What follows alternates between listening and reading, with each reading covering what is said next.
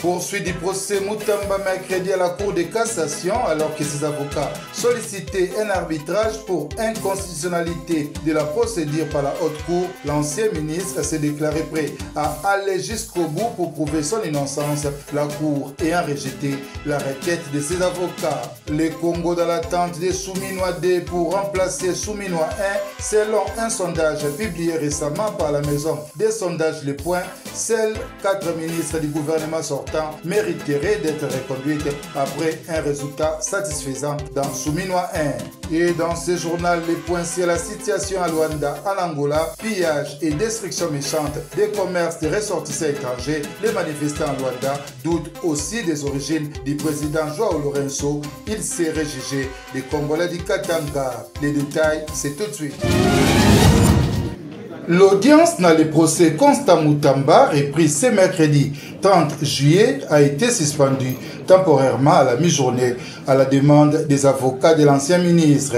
Ils demandaient que l'affaire soit mise en pause le temps que la Cour constitutionnelle réponde à leur requête pour inconstitutionnalité. Les avocats de la défense attaquaient la décision de la Cour de cassation et de l'Assemblée nationale. Dans sa prise de parole, l'ancien ministre de la Justice promettait d'affronter ces procès jusqu'au bout. Je vous le promets, je ne vais pas fuir. C'est le prix d'un combat et je suis prêt à le payer entièrement, a déclaré Constant Mutamba. On ne m'a pas laissé l'occasion de me défendre. Les plans étaient clairs, m'écarter, m'éliminer. Parce que l'unique façon pour moi de déclarer mon innocence était d'affronter cette réalité.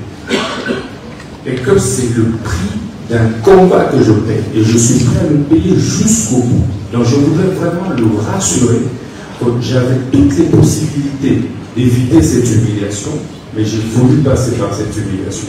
Parce qu'en tout état de cause, des épreuves qui nous arrivent dans la vie, ce n'est pas forcément pour nous enfoncer.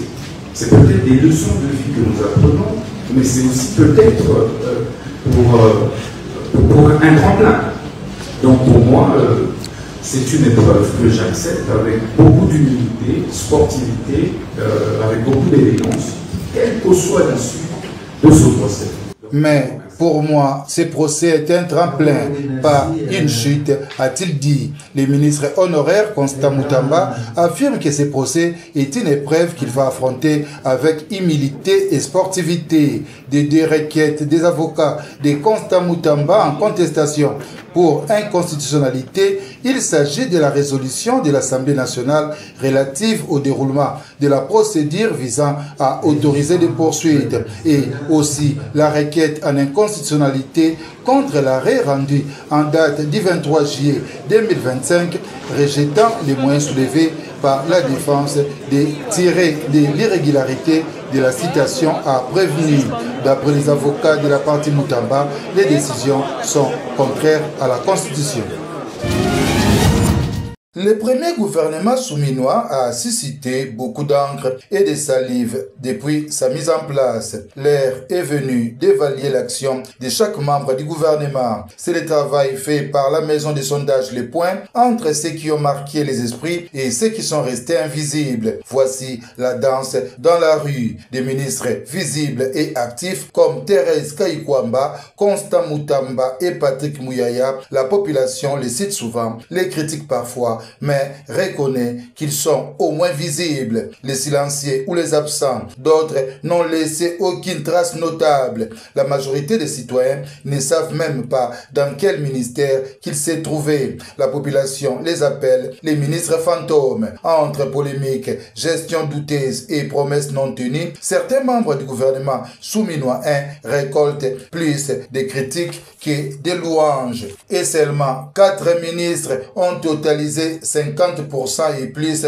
de cotes d'amour. Muyaya, Liaou, Fouamba seraient dans ces lots. Difficile de ne pas parler de Thérèse Kayikwamba dans les réseaux sociaux depuis l'annonce de la publication imminente des Souminois 2, un visage est en vedette. L'éternel ministre Jean-Lucien Boussa. Les gouvernements se succèdent, l'homme est toujours là. C'est probablement le meilleur Congolais à ses postes. On ne change pas les ministres qui gagnent, dit-on.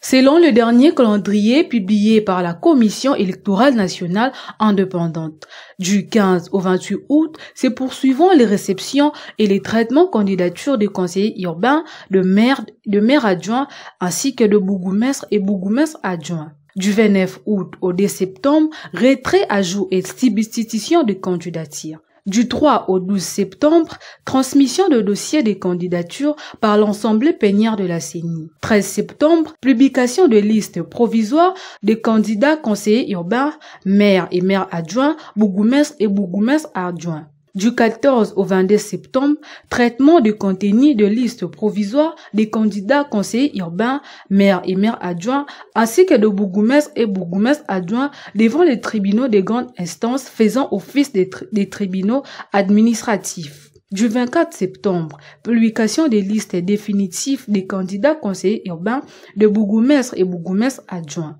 Du 25 septembre au 2 octobre, accréditation des témoins, des observateurs et des journalistes pour les élections de conseillers urbains, bourgmestres et bourgmestres adjoints. Du 5 au 7 octobre, campagne électorale des candidats conseillers urbains, de bourgmestres et de bourgmestres adjoints.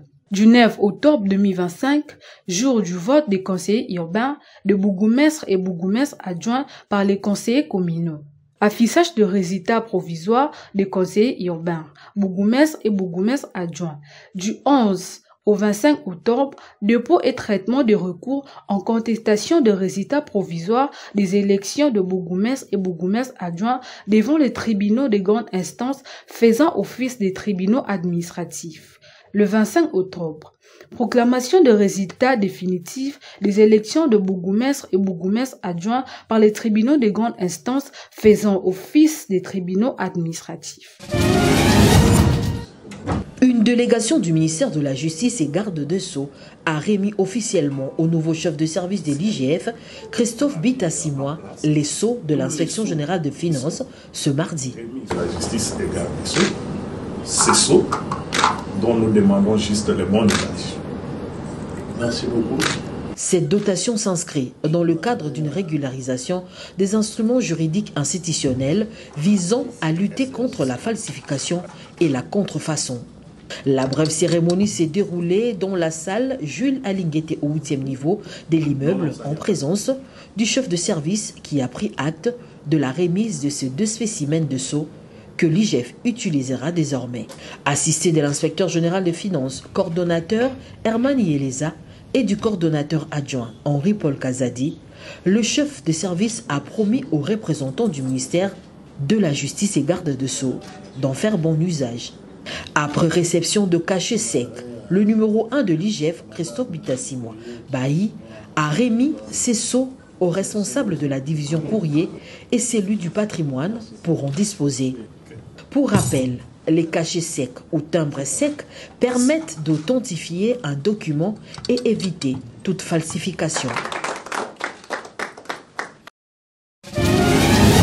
En marge de sa participation aux travaux de commission technique mixte défense, sécurité et frontières entre la République démocratique du Congo et la République du Congo, le vice-premier ministre en charge de l'intérieur et sécurité, Jacquemain Chabani Loukou, a effectué ce jour une visite inopinée au camp de réfugiés RD congolais situé dans le district de Bwemba. Cette mission, bien que non inscrite dans l'agenda officiel, a été rendue possible grâce à une coordination efficace entre les 2 ministères de l'Intérieur. Le VPM Chabani, au bord d'un hélicoptère, a rejoint le lieu en matinée afin de transmettre un message de solidarité, de compassion et d'engagement de la part des autorités de la RDC. Le camp de Bwemba accueille actuellement 8 583 réfugiés originaires de la RDC, principalement déplacés à la suite des événements tragiques survenus à Yumbi en 2018. Lors de son adresse, le vice-premier ministre a réaffirmé la volonté politique du gouvernement congolais de restaurer la paix dans la zone affectée et annoncé l'organisation prochaine de forums de paix dans la province du Mai-Ndombe. Il a également encouragé les réfugiés à garder espoir, soulignant que la patrie ne les oublie pas et que les conditions d'un retour volontaire et sécurisé sont en cours de consolidation. Le ministre de l'Intérieur du Congo-Brazzaville, Zéphirin Mboulou, a salué ces gestes fraternels et spontanés, symbole du renforcement du lien humain et diplomatique entre les 2 États. Enfin, le représentant des réfugiés a exprimé la reconnaissance tout en sollicitant un appui urgent en vivres, équipements, découchage et abris adéquats. Cette visite illustre une fois de plus l'engagement du gouvernement congolais à rester proche de ses citoyens où qu'ils se trouvent et œuvrer sans relâche pour le retour à la paix et à la dignité.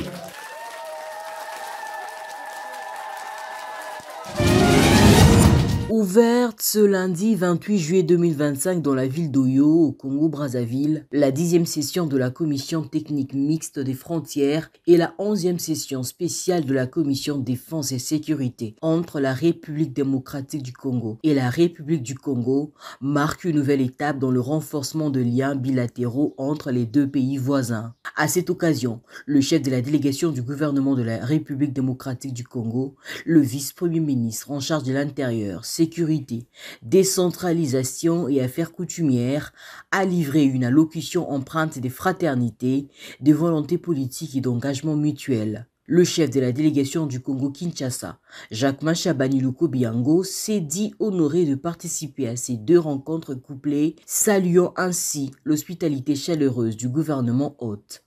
Remercier de tout cœur le ministre Zéphirin Boulou pour son implication en vue de la réussite de cette session, car comme vous le savez tous, la République démocratique du Congo et la République du Congo sont deux pays frères. Au-delà de la frontière qui les sépare, ils sont de ce fait condamnés à vivre ensemble. C'est tout le sens à donner à ces assises qui nous réunissent ici et constituent un cadre approprié d'échange et de réflexion sur les questions de la défense, de la sécurité et des frontières qui peuvent surgir dans le but de raffermir nos liens séculaires d'amitié et de fraternité en vue de consolider la paix entre nos deux États. Dans un contexte régional marqué par diverses menaces transfrontalières, ces rencontres revêtent une importance stratégique. Elles constituent un espace de dialogue franc sur les questions sensibles touchant à la sécurité, à la gestion des frontières et à la mise en œuvre des mécanismes de contrôle communs. Revenant sur les précédentes assises tenues à Kinshasa en juin 2024, le patron de la sécurité intérieure du Grand Congo a rappelé que plusieurs recommandations attendent encore leur mise en œuvre. Le vice-premier ministre Chabani a insisté sur la nécessité de renforcer les contacts réguliers entre les deux parties, proposant ainsi la création d'équipes mixtes chargées de définir une méthodologie claire, un budget et un calendrier pour relancer les opérations suspendues depuis 2015, notamment la démilitarisation des îles et l'opérationnalisation de points d'entrée officiels. Confiant quant aux résultats attendus, il a exprimé l'espoir que cette session aboutira à des résolutions concrètes en parfaite adéquation avec les attentes des deux peuples et la vision commune. La 6e conférence mondiale des présidents des parlements s'est ouverte le mardi 29 juillet à l'Office des Nations Unies à Genève. Organisée par l'Union interparlementaire en étroite collaboration avec l'ONU, cette rencontre quinquennale réunit les présidents des chambres parlementaires des pays membres des Nations Unies autour du thème « Les mondes dans la tourmente ». Coopération parlementaire et multilatéralisme en faveur de la paix, de la justice et de la prospérité pour tous. Plusieurs débats et tables rondes sont prévus au cours de ces travaux portant sur les grands défis mondiaux actuels. La session inaugurale a été marquée par de nombreuses interventions, notamment celle de Touliane Axon, présidente de l'Union interparlementaire, de Martin Chungong, secrétaire général de l'UIP, du représentant du secrétaire général de l'ONU, Erle Kutney, et de plusieurs présidents de parlement, ainsi que celui de l'acteur américain Michael Douglas, invité d'honneur de cette conférence. La République démocratique du Congo est représentée à ses assises par le président de l'Assemblée nationale, le professeur Vital Kamerhe, accompagné d'une délégation composée des députés nationaux et des sénateurs. Certains présidents ont prononcé leur discours en cette journée inaugurale. Celui de Vital Kamerhe est attendu le mercredi 30 juillet lors de la 2e journée des travaux.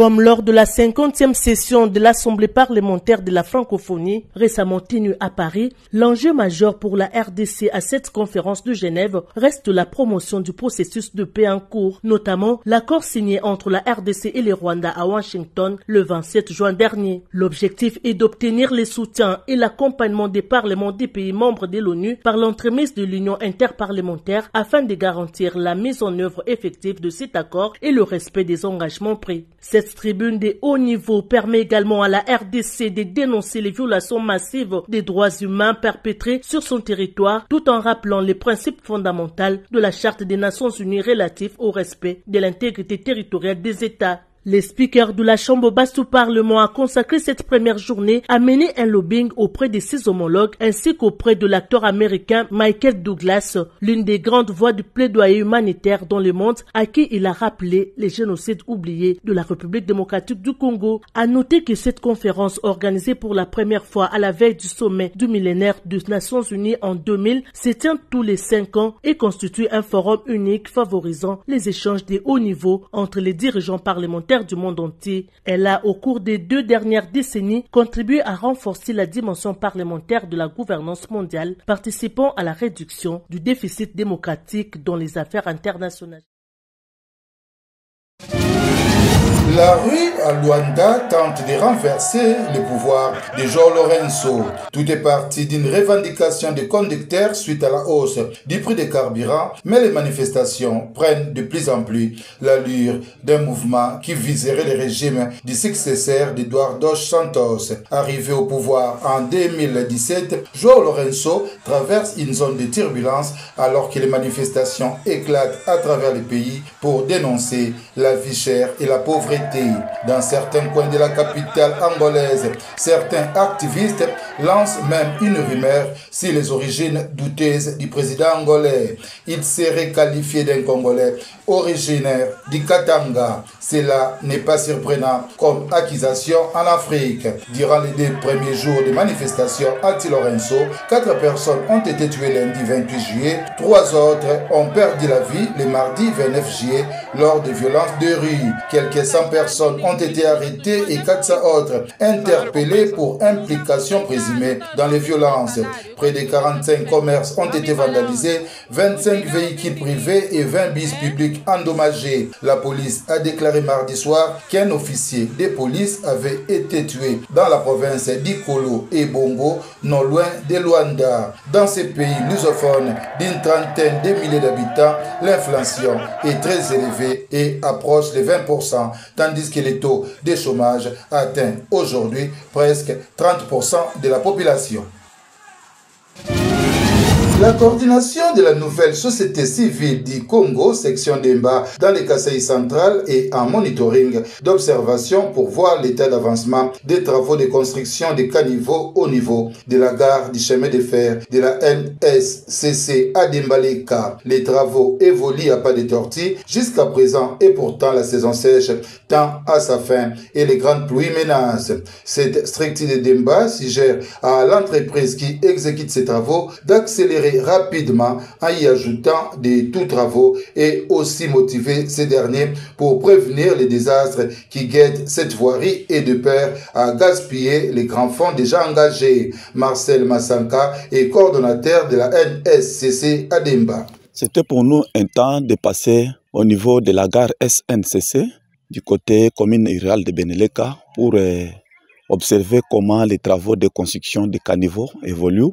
Et nous avons constaté que c'est un bon travail qu'on a envisagé parce que c'est une commune qui est habitée à de grandes difficultés parmi lesquelles les têtes d'érosion qui menacent les chemins de fer, même les chemins RN national, têtes d'érosion, tout ça, et surtout que les eaux de ruissellement qui ne sont pas totalement canalisées, ça pose un peu de sérieux problèmes. Quand on a envisagé ces travaux, pour nous, c'est une grande intervention qu'on veut mettre sur place. Mais c'est le moment très crucial, très profitable de la saison sèche où on pouvait avancer rapidement avec les travaux de construction des caniveaux.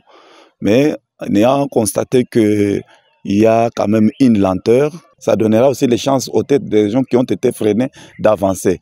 C'est pourquoi, en tant que nouvelle société civile, nous lançons ces messages pour que l'entreprise qui exécute ces projets puisse juger bon d'avancer rapidement parce que les saisons de pluie tendent déjà proches pour quand même commencer. Ça pourra peut-être freiner.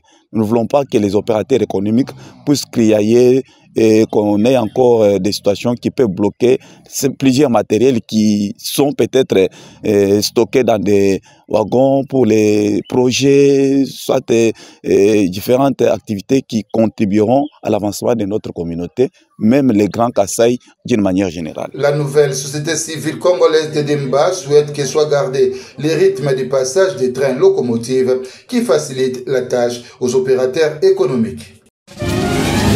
Au Cameroun, le feuilleton autour des Lions indomptables prend une nouvelle tournure avec la démission annoncée de Marc Brice, l'entraîneur de l'équipe nationale. Samuel Eto'o, président de la Fédération camerounaise de football, le FECAFOOT, a confirmé cette démission en réponse au ministre des Sports, Narcisse Moelle Kombi. Selon Eto'o, des documents à sa possession attestent que le technicien belge a effectivement quitté ses fonctions malgré les démentis répétés des Brice et du ministre. Dans une lettre de 2 pages, Eto'o exprime son indignation face aux accusations de manipulation impliquant la fédération. Il rejette fermement l'idée que la FECAFOOT ait joué un rôle dans la démission de Brice, affirmant que l'organisation n'a jamais été impliquée dans des négociations avec l'État camerounais. C'était le journal de la NCA, la nouvelle chaîne africaine. Merci de votre fidélité.